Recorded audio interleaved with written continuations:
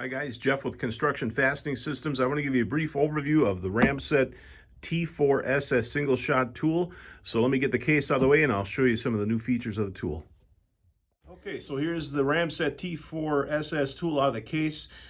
Just FYI, comes with 2 lithium batteries, charger in a case.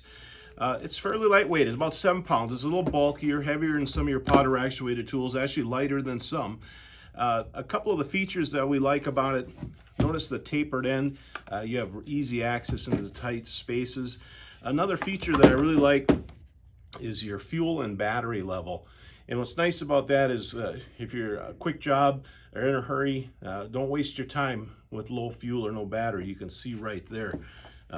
It's set to go for you. So who this tool is really designed for is electrical, datacom, HVAC guys. You can see we have a lot of pre-assembled clips for the tool. We have a variety of BX clips, EMT clips, clips for sealing grid wire if you're tying off your fixtures or suspending cable runs.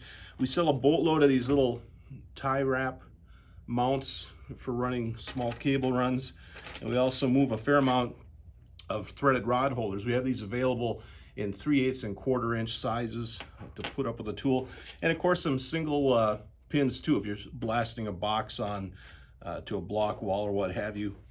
Your fuel's a little different than your old T3SS tools. You'll buy it in a 4-pack, and each fuel cell should get you about 400 or 500 shots with ease, so that's not a concern. But again, have extra, and even if you don't use a ton of them, if you have a bad expiration date, keep using them until they just quit firing for you. So it's a really nice tool. Again, it requires no licensing, easy to use, trouble-free tool with enough power to do the job for you.